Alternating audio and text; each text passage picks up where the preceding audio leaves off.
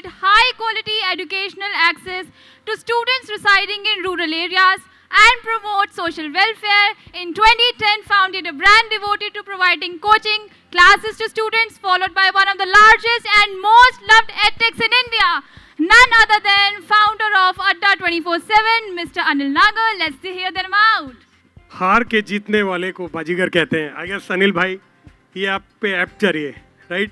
So for everyone reference, अड्डा 24/7 is one of the largest government prep examination company. So Anil and Saurabh, other co-founder, is also here, right? So they have been running it very, very frugal, grounded. When people were talking about losses, they were talking about the profits. Recently backed by Google. So Anil से सुनते हैं उनकी story. So Anil, I was kind of going through your journey. I was checking and realized that in your family, I guess you are the first one who went to college, right? You landed in Delhi, joined some coaching, and then cracked IIT. Who was the motivation behind this? So first of all, Naveen, thank you so much for inviting me to this event. And जो आपने कहा कि मेरे family में कोई पढ़े लिखे नहीं थे, मतलब मेरे पेरेंट्स कभी स्कूल नहीं गए, तो मेरे लिए जब मैंने पढ़ना शुरू किया, लाइफ में आगे बढ़ना शुरू किया, तो हर चीज़ एक अचीवमेंट थी, हर चीज़ फर्स्ट टाइम हो रही थी. फॉर एग्जांपल, मैं पहली बार स्कूल गया, मेरे हम तीन भाई हैं, दो छोटे भाई हैं, तो सबसे बड़ा मैं ही था. तो मेरी पूरी फैमिली में मैं सबसे पहला पर्सन था जो स्कूल गया. मैं पहला पर्सन था जिसने 5th क्लास पास की. मैं पहला पर्सन था जो 10th के बोर्ड के एग्ज़ाम दिए, फर्स्ट क्लास वहाँ पे आई. 12th में मैं पहला अपनी फैमिली में पूरे उसमें था. तो बेसिकली क्या होता है कि आपको अचीवमेंट लगती है हर चीज़, and you start feeling that you are here to achieve, you are here to make something big, do something big. So I think that's something which is very motivating. Wow, right? First person who went for even 10th class. That's great, inspiring. So, Anil, like in 2010, right? So you were working with one of the private company after your IIT, BHU, and then MBA, right? And you ended up starting a government prep company, and that too for tier 2 and below cities, coaching, Right. all put together from private job to a government prep. How exactly it started, right? Right. So मुझे लगता है कि जो लोग छोटी जगह से आते हैं और छोटी जगह से निकल के जिन्होंने कुछ अचीव किया होता है, उनके मन में ये फीलिंग हमेशा रहती है कि यार मेरे बाकी जो गांव के लोग हैं वो तो सफ़र कर रहे हैं, या मेरे जो स्कूल के सीनियर थे या जूनियर थे या फिर मेरे जो कलीग थे वो अभी भी गांव में हैं और वो वही कर रहे हैं जो पहले कर रहे थे. Eventually everybody ends up in doing farming and living on small lands. तो मुझे लगता था कि मुझे उन लोगों के लिए कुछ करना है. मैं खुद गांव से निकल के आईआईटी में सेलेक्ट हो गया, मैं कॉर्पोरेट में भी मैंने काम कर लिया. तो मुझे लगा मैंने तो लाइफ में बहुत कुछ अचीव कर लिया है, मतलब जीरो से शुरू करके मैं कहाँ पहुँच चुका था. तो मुझे लगा कि मैंने तो कर लिया, मेरी लाइफ तो सेट हो गई, लेकिन मुझे इन लोगों के लिए कुछ करना चाहिए. तो बहुत स्ट्रॉन्ग अर्ज थी.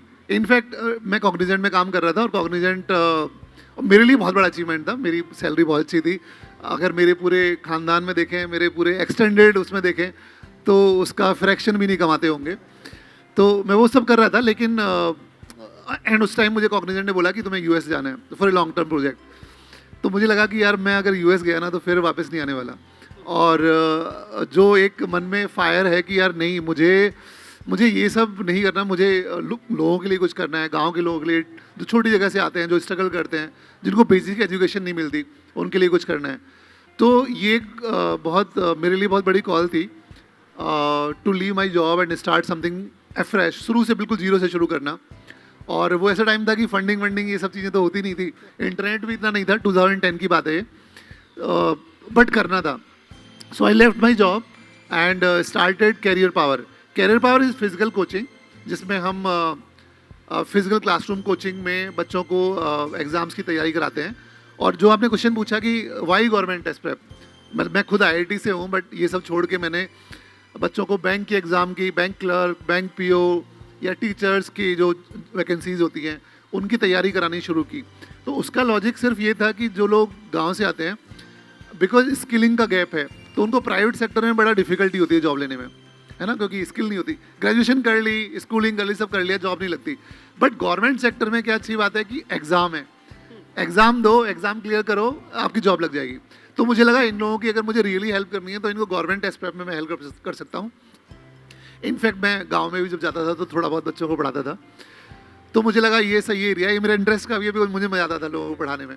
तो we started with this thought कि जो लोग छोटी जगह से आते हैं उनकी एक सिंपल एस्पिरेशन होती है जॉब, और जॉब में भी अगर गवर्नमेंट जॉब मिल जाए तो उनके लिए तो they also value it lot, क्योंकि उनको सिक्योरिटी दिखती है, उनको स्टेटस दिखता है।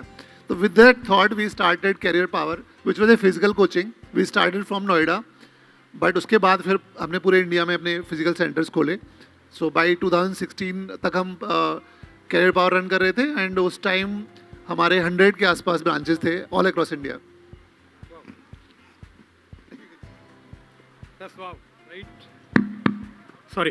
So that's wow. Like from 0 to 100 centers in 6 years, right?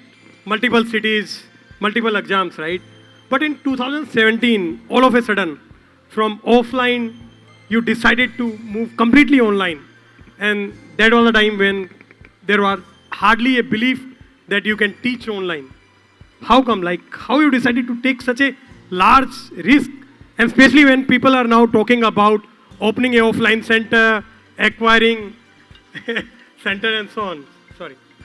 So मैं इसके थोड़े पहले का बैकग्राउंड बताना चाहूँगा कि तो बेसिकली जब हमने ऑफलाइन में हम सेंटर्स रन कर रहे थे, कोई इन्वेस्टमेंट, एक्सटर्नल इन्वेस्टमेंट नहीं था, कोई फंडिंग नहीं थी। अपने ही पैसे से एक सेंटर बनाया, उसके प्रॉफिट से दूसरा बनाया, उसके प्रॉफिट से तीसरा, ऐसे बनाया था। तो 100 सेंटर बन गए थे, ऑल प्रॉफिटेबल, सब सही चल रहा था। बट हमें रियलाइज़ हुआ कि फ्यूचर इज़ ऑनलाइन, क्योंकि जो हमारा 2-3 एलिमेंट थे। पहला एलिमेंट ये था कि हमने जब शुरू किया था तो हमारा बहुत एक बड़ा बिलीव था कि सिटीज़ में अच्छी एजुकेशन है, जिन लोगों में पैसा है उनके पास उनको एजुकेशन मिल जाती है, लेकिन जो लोग गाँव में रहते हैं, टाउन्स में रहते हैं, उनको कुछ नहीं मिलता। Nobody cares about them. We are a company which is made for them. तो इससे शुरू किया था। तो 16 में हमें लगा कि यार हमने सेंटर्स तो खोल लिए, 100 खोल लिए, अब और थोड़ा खोल लेंगे इसके आगे, लेकिन ये सारे सेंटर बड़े सिटीज़ में ही हैं। तो बेसिकली हम गांव के लोगों के लिए क्या कर रहे हैं, अल्टीमेटली गाँव से वो यहाँ पे आते हैं, पढ़ते हैं, तो मतलब कुछ मज़ा नहीं आ रहा है। That was one. Second, of course हमें लगने लगा कि यार 100 के बाद क्या, अब कहाँ जाओगे, अब कहाँ सेंटर्स खोलोगे, तो स्केलिंग में चैलेंजेस आ रहे थे। थर्ड, ऑप्स की जो क्वालिटी है, एजुकेशन की क्वालिटी, जब आप ग्रो करते हो और फिजिकली आप इतने सारे सेंटर्स खोल रहे हो, तो it's a challenge, basically it's a big challenge to tackle.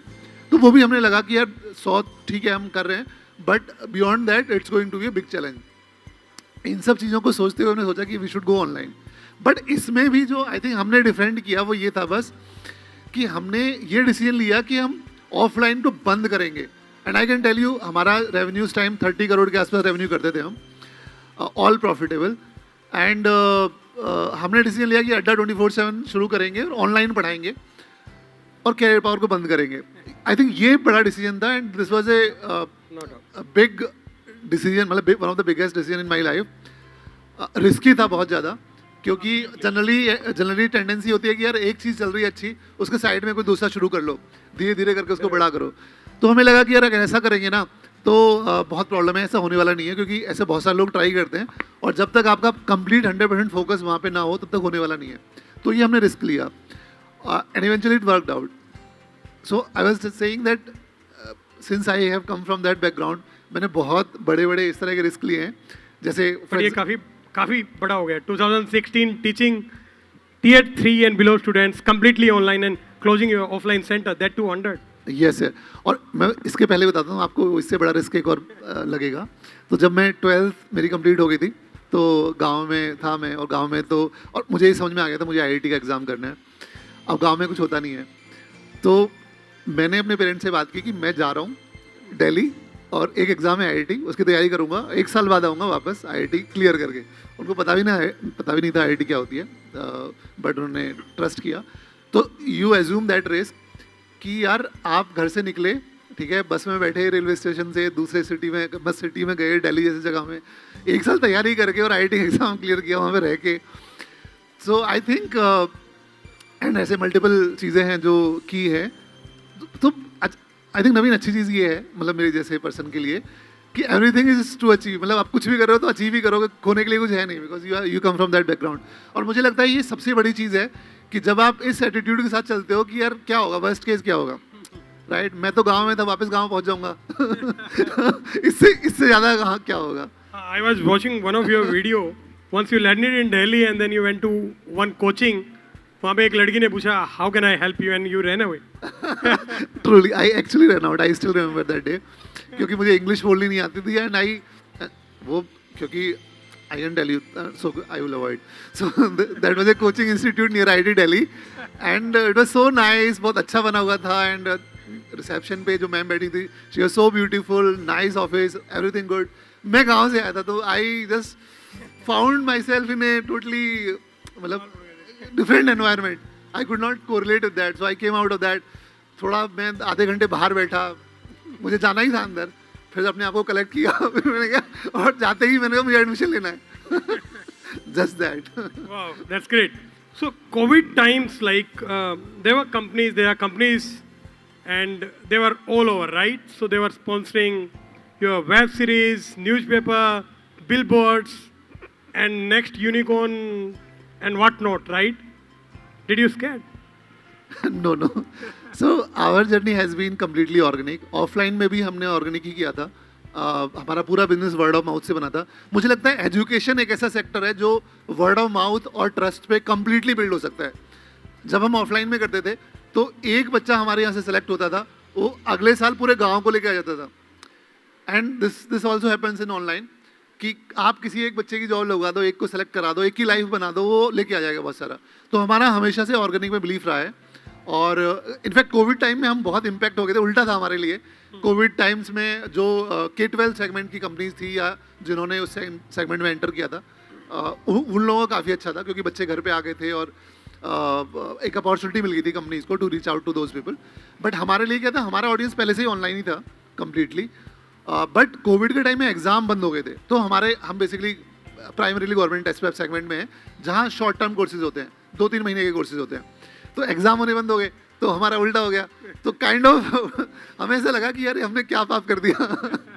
We started early and we were like doing really well before covid. फिर ये सब आ गया, बट देन रिकवर्ड. सो आजकल स्टार टीचर की रेस लगी हुई है कोटा में. Every second day we are kind of hearing stories that 100 crore pumped in to rope in is a little sober word, Right. but to both teachers with due respect, right? But that is what at least paper headline nowadays. But I guess your philosophy is star product. What is the game here? There are people those who are saying it's a star teacher. You are saying star product. People are opening offline centers. You are talking about online after closing your 100 centers and so on. हो क्या रहा है? Right. सो offline का तो मुझे I think I can clearly answer कि offline हमने किया और बहुत अच्छे लेवल पे किया, अच्छे से किया, खुद जीरो से बनाया without funding. But we moved online with a clear thought process, clear vision and we could see clear value add. Online में बच्चों के लिए बहुत वैल्यू एड है जो लोग छोटी जगह से आते हैं, क्योंकि छोटी जगह में उनके पास है ही नहीं. गाँव में, टाउन्स में उनके पास कुछ भी नहीं है. जो भी कुछ है बहुत ब्रोकन है. तो online for us made lot of sense. And अभी जब आप बोल रहे हो कि बहुत सारे लोग ऑफलाइन सोच रहे हैं, we are not thinking offline. हमें नहीं लगता कि हम कोई भी वैल्यू ऐड कर पाएंगे अगर हम ऑफलाइन जाते भी हैं तो ऑफलाइन तो बिल्कुल अलग हो गया. और स्टार टीचर में भी मेरा बिलीफ ये है कि आई थिंक बच्चे पढ़ने आ रहे हैं, राइट? तो इट इज़ नॉट एंटरटेनमेंट. बच्चे एंटरटेनमेंट के लिए तो नहीं आ रहे हैं. They might come initially, attract हो जाते हैं बिकॉज आज के डेट में YouTube is one big customer acquisition tool for lot of tech companies. तो बच्चे अट्रैक्ट हो जाते हैं, बट अल्टीमेटली जब वो पढ़ाई करते हैं और जब फाइनल रिजल्ट्स की बात आ जाती है तो फिर मोस्टली मुझे लगता है स्टार टीचर्स फेल हो जाते हैं. ऑन द अदर हैंड मुझे लगता है कि जो स्टार नहीं है, जिनके अंदर वो एयर नहीं आई है, they are more committed, they are hard working and they are committed to students and the company also, right? They want to work, they want to grow. So we believe more in those kind of people who want to work with the company, who want to work as a team. Because as you say, star teacher, it's a celebrity. Celebrity means no teamwork. It's very difficult to build a great company. For us, culture matters the most. Personally, I will say हमारी company की एक जो बड़ी बात हो सकती है, different बात हो सकती है, वो कल्चर ही है. We work as a team and everybody collaborates and try to make the difference in the life of students. So we are opposite to star teacher thing. That's great, interesting. So where are you in your journey? Where is Adda? Maybe struggling, trying to make a difference. And frankly speaking, मुझे ऐसा लगता है कि Sorry, in terms of how many students you are impacting, what is the plan like? in terms of impact, we are reaching out to a lot of people. So, for example, on our platform, every month we have almost 30 to 40 million users. 3-4 crore user हर महीने हमारे platform पे आते हैं on various platforms. So, we run multiple websites, multiple YouTube channels, and very popular app. तो वैसे हम बहुत लोगों को इम्पैक्ट करते हैं. In terms of even paid courses we have more than 2 million users on our platform. But मुझे अभी भी लगता है कि जो अगर मैं अपने ऑडियंस को देखूं जिनको हम कैटर करना चाह रहे हैं, it's a big audience. But हमारा अपने एस्टिमेट में 10 to 15 मिलियन यूजर्स हैं जो गवर्नमेंट टेस्ट प्रेप में ही है. सॉरी, 100 to 150 मिलियन यूजर्स हैं जो गवर्नमेंट टेस्ट प्रेप में ही हैं, जो तैयारी कर रहे हैं. तो अभी हम उनका कुछ फ्रैक्शन ही अभी कैटर कर पा रहे हैं. So it's a long journey. Should we prepare to buy Adda shares soon? What's the plan for the listing? So that's our plan. One day we want to do IPO, but I think it's a long journey ahead. Thank you so much, Anil. That's very inspiring. From starting it 2010, completely government exam prep company, offline. In 16, giving it up and starting again online and then scaling back. So more power to you and your team. Thank you so much. so Thank much you. for taking our time, Anil. Thank you. Yeah.